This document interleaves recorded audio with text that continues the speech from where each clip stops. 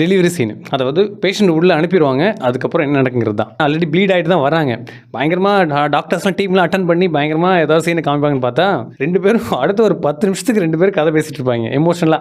அங்க விட்ட கதைய இங்க திருப்பி பேசிட்டு இருப்பாங்க. இந்த அம்மா பெட்ல இருக்கும்.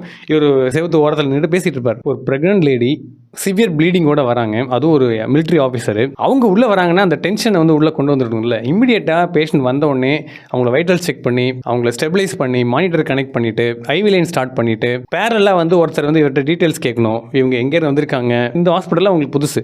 ரெக்கார்ட்லாம் இருந்திருக்காது. ஸோ ரெக்கார்ட்ஸ் பத்தி கேட்கலாம். அவங்களுக்கு சிரோசிஸ் கண்டிஷன் பத்தி கேட்கலாம். எவ்வளோ ப்ளீட் ஆனுச்சுங்கிறத பத்தி கேட்குற மாதிரி இருக்கலாம். இது ஃபுல்லா காமிக்கலனாலுமே அட்லீஸ்ட் வந்து ரொம்ப நேரம் நின்று எதுவுமே பண்ணாமல் பேசிட்டு இருக்கிற மாதிரி எடுக்கிறது மட்டும் தவிர்த்துருக்கலாம். சரி, அடுத்து டெலிவரி சீன் தான்.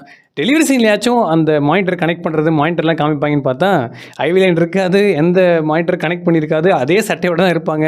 சைடில் வந்து டீம் மட்டும் நின்றுட்டு புஷ் பண்ணுங்கன்னு சொல்லிட்டு இருப்பாங்க.